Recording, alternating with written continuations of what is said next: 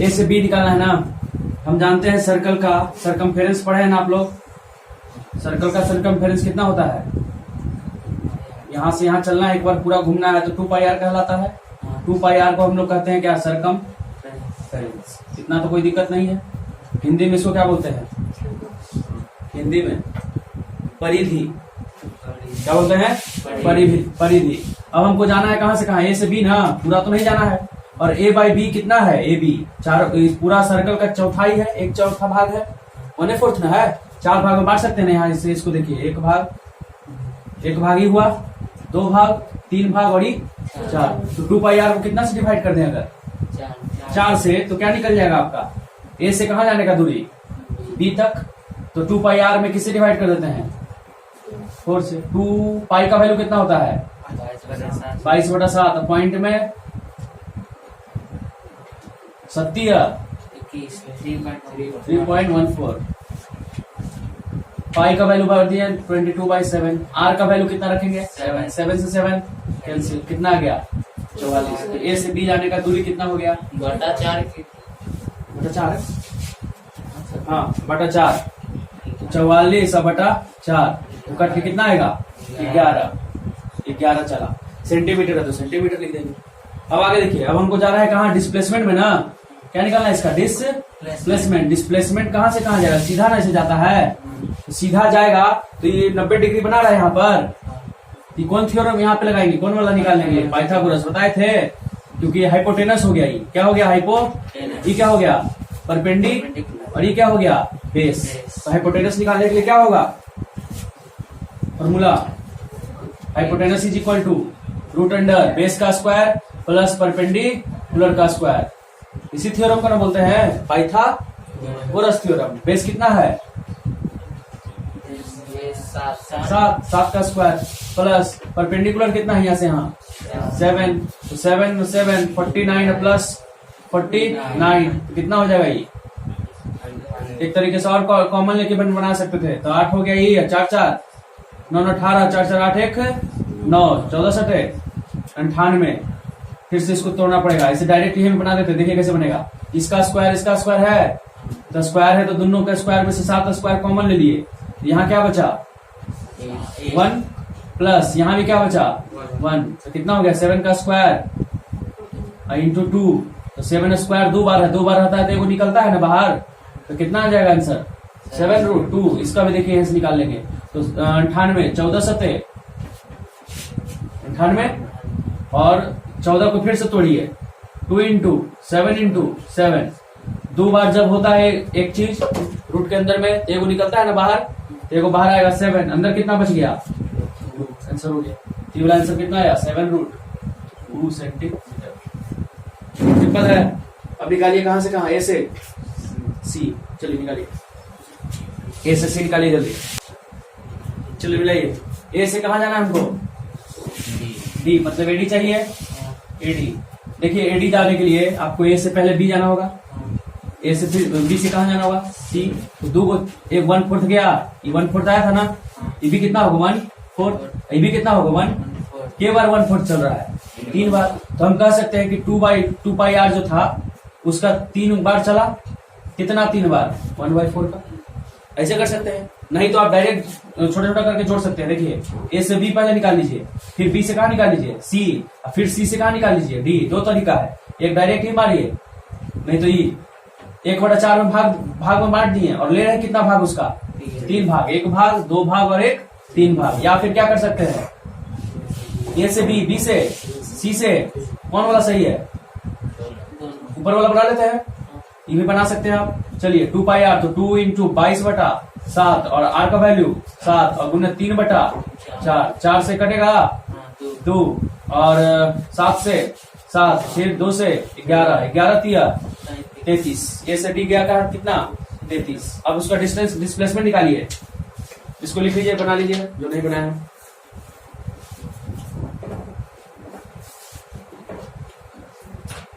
Sir radius को 3 से गुना कर देंगे क्या? मतलब कि रेडियस को डायरेक्ट कर देंगे इसमें। जैसे पहले फॉर्मूला 2 इंटू पाई था ना जो 4, तो पाई हम रेडियस को 21 कैसे बना दिए थे?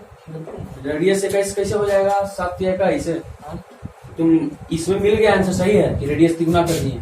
हर बार जरूरी नहीं है कि रेडियस 3 गुना करेगा सही हो जाएगा। उसका कोई लॉजिक नहीं है, मैंने कोई रूल नहीं है कि 3 गुना हम कर रहे हैं। क्यों कर रहे हैं कोई आंसर उसका नहीं है। कुछ कर रहे हैं तो उसका आंसर होना चाहिए ना कि हाँ इसलिए ही कर रहे हैं। यहाँ कुछ पता नहीं चल रहा है क्यों। चलो अब डिस्प्लेसमेंट निकाल जाए। एसडी का कितना आया, किसी का निकला? एसडी का किसी का डिस्प्लेसमेंट निकला? कहाँ जाएंगे एसडी? गोल घूमेंगे तो यहाँ से ऐसे तिरछा लपेट लेंगे, ये ना। तो ए से डी जाना है, तो ए से डी कौन ट्रायंगल हम देखेंगे? ये वाला ट्रायंगल देखेंगे, इसका नाम ओ लिख लीजिए। तो ए ओ डी, यहाँ पे कितना एंगल बन रहा है? Right angle. इस वाले को क्या बोलेंगे? हाइपोटेनस। इसको और इसको पहले वाला फिर से आगे ऊपर वाला, इसमें भी 7 है, इसमें भी 7, इसमें भी 7 था, इसमें भी 7 था। इसका आंसर कितना आया था? ये वाला का हाइपोटेनस कितना आया था? 7√2। तो ये निकालने की जरूरत है, वही आंसर आएगा। तो यहाँ भी भर लेंगे कितना? 7√2। सब में सेंटीमीटर लगा देंगे सब में। ए से निकालिए जल्दी, ए से ए 44। ए से देखिए, ए इसका नहीं बना। ए से एक बार क्या करेंगे हम? पूरा एक राउंड मारेंगे चक्कर। पूरा राउंड को क्या बोलते हैं? Circumference 2 pi are. 2 है पाई का वैल्यू और आर का वैल्यू 7। 7 से 7 कैंसिल हो गया, कितना बच गया? 44। और डिस्प्लेसमेंट कहाँ है? जहां से स्टार्ट किए वहीं आके खत्म। तो डिस्प्लेसमेंट कितना होगा? 0 हो गया 0। कोई दिक्कत? एक क्वेश्चन दे रहे हैं, जल्दी से जल्दी फर्क बताइएगा, ठीक है ना? प्रैक्टिस के लिए ये वाला डायग्राम मिटा देना, इसको मिटा देते हैं।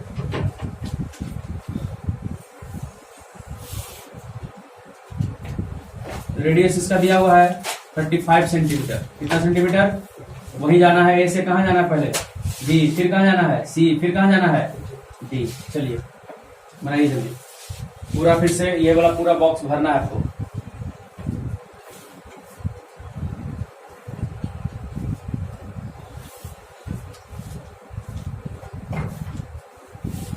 सब इस बार सही हो जाना चाहिए। चलिए देखते हैं। ए से पहले कहाँ जाना है? बी। तो हम बताएं ए से बी कितना है? पूरा सर्कल का कितना पार्ट? 1/4 पार्ट। तो क्या लिखेंगे? 2 पाई आर बाई 4। तो 2 पाई कितना है? पाई होता है 22/7। आर का वैल्यू कितना दिया हुआ है? 35। और उसमें कितना से मल्टीप्लाई करना नीचे? 4 से। तो 7 5 जा 35, 2 जा 4, 2 से 11, 11 5 जा 55। किसका किसका आया? 11 55। कोई दिक्कत? अब यहाँ हम बताए थे ए से कहाँ जाना है हमको? बी। किसके लिए? डिस्प्लेसमेंट। टी वाला क्या वैल्यू आया था? जो रेडियस रहता था उसका, उसमें गुना हो गया था √2 से। किससे गुना हुआ था? उस समय 7 था, उस समय कितना था? अभी रेडियस कितना है? तो कितना होगा आंसर? 35√2। आप पूरा प्रोसेस से निकाल भी सकते हैं। पूरा प्रोसेस देखिए अगर निकालना चाहेंगे तो। कितना आपका रेडियस? 35। ये भी कितना है? इसका हाइपोटेनस चाहिए तो रूट अंडर क्या कर लेंगे हम? 35 का स्क्वायर प्लस 35 का स्क्वायर। कॉमन लेंगे, कितना कॉमन दोनों में होगा? या इसको ऐसे लिख सकते हैं, एक 35 2 35, तो 2 गुने 35 का स्क्वायर। किसी चीज को 2 बार जोड़िए या 2 बार गुना कीजिए, बात तो एक ही है। अब 35 का स्क्वायर है तो स्क्वायर रहता है तो ये बाहर आता है कि नहीं आता है? तो आंसर कितना हो जाएगा? 35 इंटू। सिंपल याद कर लीजिए कि रेडियस रहेगा जितना, उसमें से कितना गुना कर देना है? √2 से। ये कहां से खत्म हो गया? ए से लेके बी। अब कहां जाना है? इसे सी में जाना है। तो आधा सर्कल घूमना है कि पूरा? आधा। तो आधा में आंसर क्या होता है? 2 पाई आर बाई 2 से 2 22 बटा आर का वैल्यू 35। कितना बार में? 22 बचे 110 आया। 110 सबका। और ए से सी सीधा जाएंगे तो कितना होगा? शॉर्टेस्ट डिस्टेंस 35 दूनी 70। ठीक है। अब कहा जाना है इसे? डी। कितना पार्ट घूमना है? 3 पार्ट। कितना पार्ट? 3 पार्ट। तो क्या लिखते हैं 3 पार्ट का? कैसे बनाए थे? 2 पाई आर। अब गुना किए थे कितना से? 3/4 से। तो 4 से कट जाएगा 2। इसको क्या लिखेंगे? 22 बटा 7। आर का वैल्यू नीचे में 2 ऊपर में 3, 11 ही कटा ये 5 कटा, 5 दिया 15, 11 5 55, 55 गुने 3 कितना आएगा? 165। किसमें लिखे हैं? इस वाले में ना। अब ए से डी जाना है तो सीधा चलेंगे ना, shortest distance is known as displacement. कितना जाएंगे? ए से डी जाएंगे तो ऊपर वाला जितना ऊपर आया था r√2 रेडियस, और इसमें कितना से गुना? √2 से। रेडियस कितना है आपका? और डिस्टेंस हो गया √2। कोई दिक्कत? अब कहाँ जाना है? ऐसे ए तो कितना जाएंगे? ऐसे जाएंगे तो ऐसे कितना जाता है जी? 2 पाई डिस्टेंस पहले डिस्टेंस में भरेंगे 220 तो 2 गुने 22/7, आर का वैल्यू 35, 5 कितना आएगा? 220, 22 दूनी 44, 44 गुने 5, 5 को 20 जीरो हाथ में 2, 5 को 20 2 22, 220 हो गया ये 220। और जब डिस्प्लेसमेंट कितना होगा? जहां से स्टार्ट किया वहीं खत्म किए तो हो गया। चलिए अब आगे बढ़ते हैं। ठीक है नहीं? ये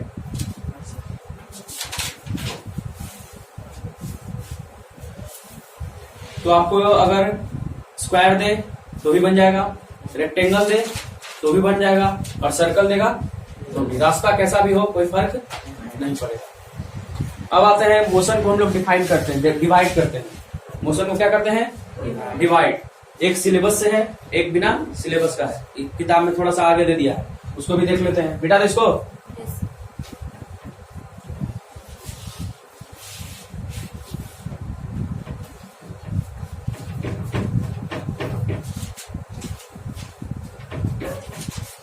चलिए देखिए, टॉपिक है आपका टाइप्स ऑफ मोशन। लिख लीजिए टाइप्स ऑफ मोशन। ये अभी सिलेबस में नहीं है, लेकिन फिर भी पढ़ना है तो पढ़ लेते हैं, और उसके बाद सिलेबस वाला पढ़ेंगे।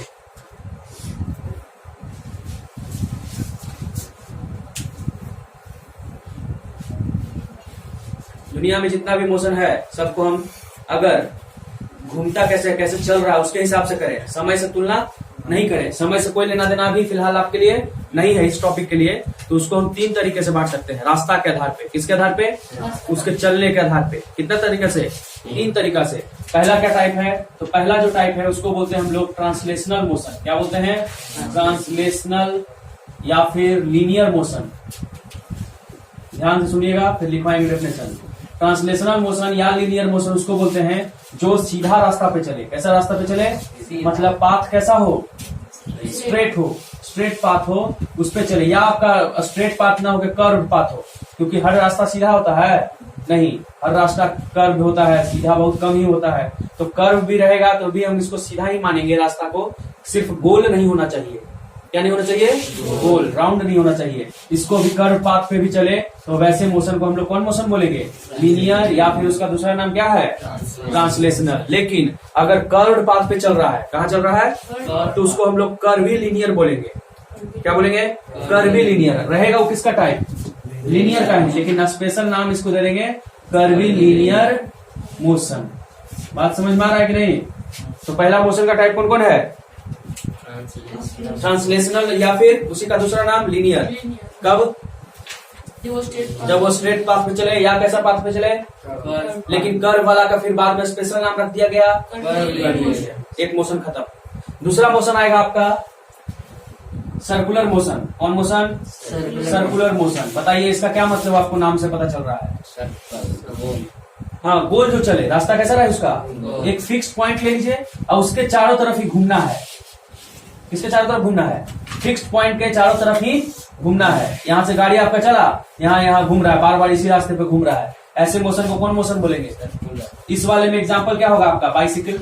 आप जब सीधा चला रहे हैं, ट्रेन, ये सब कैसा चलता है? सीधा चलता है। तो ये सब किसमें एग्जाम्पल में आ जाएगा? ट्रांसलेशनल या लीनियर। इस सर्कुलर मोशन का एक आध एग्जाम्पल बताइए आप। प्लैनेट मूव कर रहा है किसके चारों तरफ? सन के। या फिर आपका जो फैन चल रहा है, फैन भी क्या हो रहा है? एक पॉइंट के चारों तरफ घूम रहा है, ना इधर जाता है ना बस घूम रहा है। तीसरा जो टाइप है आपका, थर्ड टाइप, उस टाइप को हम लोग बोलते हैं वाइब्रेशनल मोशन। कौन मोशन? Vibrational motion. इसमें क्या होगा कि एक कोई पॉइंट मान लीजिए, फिक्स पॉइंट, फिर से अब इस बार, और इसके टू एंड फ्रो मूव करना है, कभी लेफ्ट कभी राइट, कभी लेफ्ट कभी राइट। ऐसे मोशन को क्या बोलते हैं? इसको बोलते हैं फिक्स पॉइंट है। क्या पॉइंट है? इसको बोलेंगे मीन पोजीशन। कौन पोजीशन? Mean position. हाँ, और एक बार इधर लेफ्ट राइट जा रहा है और एक बार लेफ्ट। तो ऐसे मोशन को बोलते हैं टू एंड फ्रो। क्या बोलते हैं? To and fro. जैसे आपका स्विंग होता है, झूला, झूला में देखे है ना क्या भाई, पीछे आता है फिर आगे फिर पीछे फिर, और रुकेगा तो कहाँ रुकेगा? एकदम बीच में। तो बीच वाला मीन पोजीशन हो गया उसका। और जब ऊपर गया उधर, इधर आया आगे, तो उसका टू एंड फ्रो हो गया। कौन हो गया? पेंडुलम देखे हैं घड़ी में? पेंडुलम वो भी कैसे चलता है? To and fro. ये पेंडुलम है। इस वाले को क्या बोलते हैं? बॉब। जो लटका हुआ रहता है उसको क्या बोलते हैं? और ये जो ऊपर रहता है उसको स्ट्रिंग। धागा नहीं रहता है लेकिन बोलते हैं स्ट्रिंग ही। कोई दिक्कत? तो पेंडुलम का मोशन किस में आ जाएगा? और अगर मेरी गो राउंड है तो झूला देखे हैं? मेरी गो राउंड पार्क में लगा रहता है, चढ़ जाइए, उसको गोल गोल घुमा दीजिए, तो उसको बोलते हैं कौन? मेरी गो राउंड। नहीं देखे हैं? गोल रहेगा प्लेट, उस पर चढ़ जाइए, गोल घुमा दीजिए, उसको कुछ क्या बोलेंगे? मेरी गो राउंड। देखिए ये वाला झूला, हाँ, इको पार्क में सब में रहता है, मेरी गो राउंड। ठीक है, तो ये जो आपका मोशन हुआ कितने तरीके से बांट दिया गया? तीन। पहला मोशन का टाइप, दूसरा सर्कुलर, तीसरा इसको कब बोलेंगे? इसको कब बोलेंगे? एक ही बात पे गोल घूमे। गोल घूमना है। कब घूमना है? एक ही बात पे तो हम ऐसे भी कर सकते हैं, यहाँ से पटना जाएंगे, पटना से फिर वापस से पटना, फिर पटना से यहाँ वापस, वो भी तो एक ही राउंड हो रहा। नहीं, जब रास्ता कैसा हो? सर्कुलर हो। रास्ता कैसा हो? या हम बोल सकते हैं कि एक फिक्स पॉइंट ले लीजिए और उस पॉइंट के चारों तरफ घूमते रहिए। पॉइंट के कहाँ घूमते रहिए? उसको बोलेंगे कैसा मोशन? अगला क्या है? वाइब्रेशनल। वाइब्रेशनल कब होगा? जब वाइब्रेशन करेगा, मतलब एक मीन पोजीशन रहेगा, उसके साथ एक लेफ्ट जाएगा, कभी कभी राइट जाएगा, उस पोजीशन को हम लोग बोलेंगे वाइब्रेशनल। जैसे एक छत पे छड़ वगैरह निकला होता है, सरिया, उसको पकड़ के खींच दीजिए, खींचेंगे, छोड़ेंगे, खींचने के बाद क्या करेंगे? तो कहाँ जाएगा वो? कभी लेफ्ट कभी राइट। ये हो गया आपका 3 गो मोशन, ट्रांसलेशनल, सर्कुलर और वाइब्रेशनल। अब नीचे लिखिए, there are 3 types of motion. There are 3 types of motion.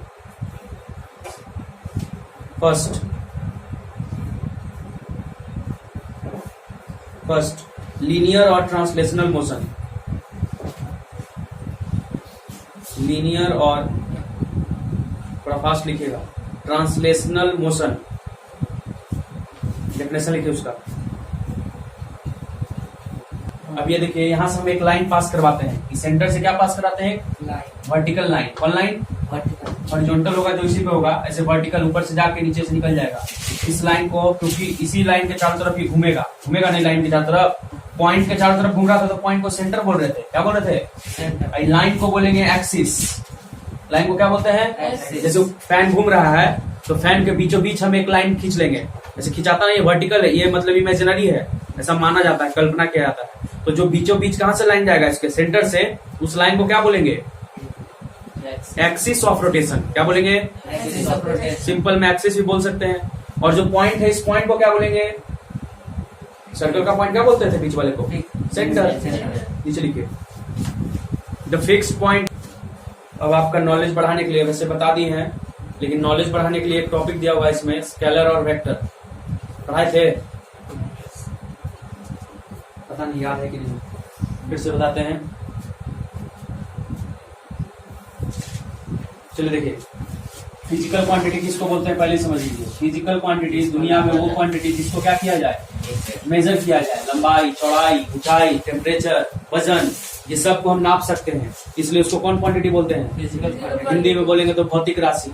Hindi में अब फिजिकल क्वांटिटी बहुत तरह से डिवाइड किया जाता है, लेकिन हम यहाँ पे भी जो पढ़ेंगे उसको 2 भाग में डिवाइड किया जाएगा, है ना। एक को बोलेंगे स्केलर क्वांटिटी। कौन क्वांटिटी? और एक को बोलेंगे वेक्टर क्वांटिटी। स्केलर क्वांटिटी किसको बोलेंगे? जिसका सिर्फ मैग्नीट्यूड हो, वैल्यू हो। क्या हो? सिर्फ डायरेक्शन, उसका कोई लेना देना हमको नहीं है। तो वैसा क्वांटिटी जिसमें सिर्फ क्या हो? ओनली मैग्नीट्यूड हो, उसको हम कौन क्वांटिटी कहेंगे?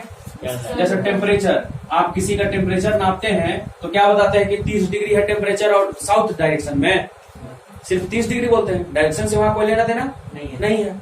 इसका लंबाई बोला, कितना लंबाई है? 1 मीटर, 1 सेंटीमीटर, 10 सेंटीमीटर, तो क्या बोलेंगे कि ईस्ट से वेस्ट, नॉर्थ से साउथ? नहीं, उससे कोई लेना देना नहीं। तो कौन कौन आ रहा है, टेम्परेचर आ रहा है, लेंथ आ रहा है, मास आ रहा है, ये सब कौन क्वांटिटी हो जाएगा। अगला कौन क्वांटिटी है, वेक्टर। तो वेक्टर क्या होगा, इसमें मैग्नीट्यूड भी होगा, मैग्नीट्यूड भी होगा और प्लस में डायरेक्शन भी होगा। मैग्नीट्यूड भी और क्या, डायरेक्शन। जैसे बच्चा है गाड़ी चला रहा है, ये गाड़ी है कोई टॉय ट्रेन, इसको खींच रहा है बच्चा, तो रस्सी एक पकड़ा दी है, तो रस्सी हमेशा ऐसे रहेगा। बच्चा यहाँ खड़ा है तो रस्सी ऐसे पकड़ के रखेगा, वो हाथ में रस्सी पकड़ के रखेगा, ठीक है, जमीन पे खड़ा है वो, तो रस्सी पकड़ के रखा, तो रस्सी कुछ एंगल पे लग रहा है।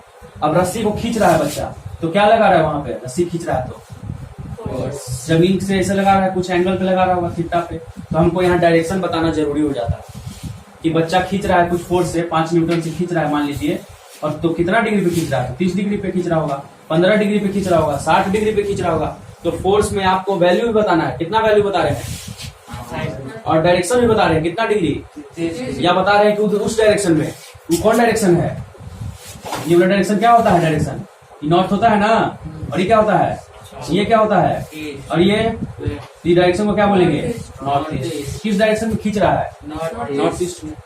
मतलब जहां पे मैग्नीट्यूड भी चाहिए, मैग्नीट्यूड मतलब वैल्यू, और साथ में क्या चाहिए, उस क्वांटिटी को कौन क्वांटिटी कहेंगे, कोई दिक्कत। चलिए इसको लिख लीजिए सिंपल ऐसे,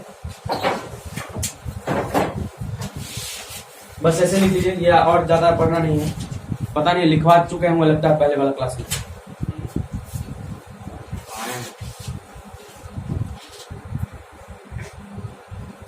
चलिए आगे देखते हैं। अब फिर से पढ़ेंगे हम लोग टाइप्स ऑफ मोशन। उस समय जो टाइप्स पढ़े थे मोशन का, वो सिलेबस में नहीं है, लेकिन ये सिलेबस में है। टाइप्स ऑफ मोशन, 2 तरह का मोशन का टाइप होता है ना, सिलेबस के अकॉर्डिंग। वहां कितना तरह का बांटे थे, 3। अभी कितना बांटेंगे, 2। एक को बोलेंगे कौन मोशन, यूनिफॉर्म मोशन। कौन मोशन, यूनिफॉर्म मोशन। और हम लोग पढ़ेंगे भी कौन मोशन के बारे में, यूनिफॉर्म के बारे में। नॉन यूनिफॉर्म का खाली डिफिनेशन जानेंगे, क्या होता है वो जान लेंगे, उसको छोड़ देंगे। नॉन यूनिफॉर्म मोशन, देखिए क्या मतलब इसका। 11 12 तक भी कौन मोशन पढ़ना है, नॉन यूनिफॉर्म पढ़ना ही नहीं है, ठीक है ना। यूनिफॉर्म मोशन किसको कहते हैं, जब आप इक्वल टाइम में, कितना टाइम में, इक्वल टाइम में हर बार इक्वल डिस्टेंस चल रहे हैं, इक्वल डिस्टेंस चल रहे हैं, वैसे मोशन को कौन मोशन कहते हैं, जैसे आप कहीं जा रहे हैं, एक यहाँ से पटना जा रहे हैं, आप कोई भी जा रहे हैं, है ना। मान लीजिए हम पटना से जा रहे हैं दिल्ली, पटना से कहाँ जा रहे हैं, 1000 किलोमीटर है। तो शुरू में हम बाइक से जा रहे थे या किसी चीज से जा रहे थे, ऐसा होता नहीं है, लेकिन मान के चलेंगे हम लोग। तो शुरू में क्या किए, 1 घंटा के मिलाए टाइम, 14 घंटा ट्रेन से लगता है जाने में, तो मान लीजिए 20 घंटा आपको लगा, 1 घंटा टाइम मिलाए। 1 घंटा में देखेंगे 1 घंटा में कितना जा रहे हैं, तो 60 किलोमीटर जा रहे हैं। फिर 1 घंटा का नापे, 1 घंटा में फिर कितना जा रहे हैं, फिर देखिए कि 60 किलोमीटर ही जा रहे हैं। कभी स्पीड बढ़ रहा है, कभी घट रहा है, लेकिन ओवरऑल 1 घंटा में कितना जा रहे हैं। फिर देखें कि 1 घंटा में फिर कितना जा रहे हैं, 60। ऐसे करते करते 13-14 घंटा जो गए, सब में कितना इक्वल डिस्टेंस चल रहा है, इक्वल टाइम में कितना डिस्टेंस, कौन मोशन कहलाएगा, यूनिफॉर्म। पंखा आपका हर बार ऐसे चलता है, ऐसा होता है, कभी धीरे कभी तेज, बस स्टार्ट हुआ, स्टार्ट होते समय जो स्पीड बढ़ेगा, जो बढ़ेगा, फिर एक बार स्पीड पकड़ लिया, फिर उसी स्पीड से कब तक चलेगा, जब तक कि वो बंद नहीं होता। लाइन कट जाएगा तो फिर धीरे धीरे स्पीड क्या होगा, मतलब ऑन होते समय, ऑफ होते समय उसको छोड़ दिया जाएगा, तो बीच में सारा का स्पीड क्या रहता है उसका, यूनिफॉर्म। क्यों, इक्वल टाइम में कितना चलता है वो, इक्वल। 1 सेकंड में अगर 5 राउंड मार रहा होगा वो, तो हमेशा 1 सेकंड में कितना राउंड मारेगा, 5। वोल्टेज बढ़ जाएगा तो अलग बात है, फिर और स्पीड हो जाता है ना। तो वो सब हम नहीं लेंगे, उस सब कंडीशन को नेगलेक्ट करेंगे। यूनिफॉर्म मोशन समझ में आ गया, इक्वल टाइम में इक्वल डिस्टेंस। ऐसे मोशन को कौन मोशन कहेंगे, यूनिफॉर्म। ऐसा होता नहीं, जनरल लाइफ में ऐसा नहीं होता है। आप साइकिल चला रहे हैं, हमेशा एक स्पीड से चलते हैं, कभी धीरे कभी, बाइक चला रहे हैं कभी धीरे कभी, बहुत सारे उसमें कारण है, कभी ब्रेक लगाना पड़ता है, कभी गड्ढा आ जाता है, कभी आदमी आ जाता है, कभी रोड जाम है, तो हर बार अलग अलग चल रहे हैं, ठीक है। अब आते हैं कौन मोशन में, हाँ, इक्वल टाइम लीजिए, टाइम क्या लीजिए आप, इक्वल, लेकिन डिस्टेंस इक्वल नहीं होना चाहिए, not equal distance, not equal distance. मैंने टाइम 5 सेकंड ले रहे हैं, कभी 5 सेकंड में 2 किलोमीटर गया, कितना किलोमीटर, फिर अगला 5 सेकंड में 5 किलोमीटर चल गया, फिर अगला 2 सेकंड में 10 किलोमीटर चल गया। मैंने टाइम हम बराबर ले रहे हैं, 2-2 मिनट का, कितना मिनट का, या 2-2 सेकंड का, लेकिन डिस्टेंस क्या कवर कर रहा है, बार बार अलग अलग। तो उसको हम कौन मोशन में रखेंगे, या फिर कह सकते हैं कि अनइक्वल टाइम ले रहे हैं, टाइम क्या ले रहे हैं, अनइक्वल ले रहे हैं, और डिस्टेंस क्या हो जा रहा है, इक्वल। ये भी बोल सकते हैं, दोनों तरीका है, मतलब समझिए कि इस वाले का, इस कंडीशन का, कि हम 5 किलोमीटर चलें, फिर 5 किलोमीटर चलें, फिर 5 किलोमीटर चलें, कैसा डिस्टेंस हो गया। लेकिन इस वाले में टाइम हमको लग रहा है 3 सेकंड, इस वाले में लग गया 5 सेकंड, इस वाले में 1 सेकंड में हम निपटा दिए। सर अनइक्वल टाइम में अनइक्वल डिस्टेंस। हाँ वो भी बोल सकते हैं कि अनइक्वल टाइम में क्या चलेंगे, अनइक्वल डिस्टेंस। तो उसको हम लोग किस मोशन में रखेंगे, सिलेबस में किसको लेके चलेंगे, यूनिफॉर्म। जितना चीज पढ़ेंगे सब क्या मान के चलेंगे कि एक स्पीड से गाड़ी चल रही है, जो कि चलती नहीं। गाड़ी का स्पीड एक जैसा रहता है, नहीं। कभी तेज कभी धीरे। ट्रेन का जिसपे पटरी बना हुआ है फिर भी उसका स्पीड कभी बढ़ता है कभी घटता है, जरूरत के हिसाब से। कोई दिक्कत। तो कितना तरह का मोशन, पहला, यूनिफॉर्म। दूसरा, नॉन यूनिफॉर्म। आपके एग्जाम में आएगा टाइप्स ऑफ मोशन, तो आप 3 वाला लिखिएगा कि 2 वाला, दो वाला। क्योंकि पढ़ना उड़ना नहीं है, सिलेबस में नहीं, लिखे नीचे।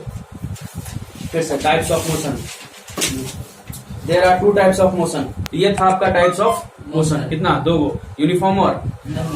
अब इस पे आगे पढ़ेंगे अगले दिन, कल आगे लाना इस चांदी, इसमें कुछ ज्यादा है, बहुत बताना पड़ जाएगा। ऐसे हो गया है सर, छोड़ दो, आ जाएगा ये भी, तो ठीक है। लाना तो नहीं बुक, ठीक ना, क्वेश्चन आंसर भी अच्छा दिया है। चलिए मिलते हैं अगले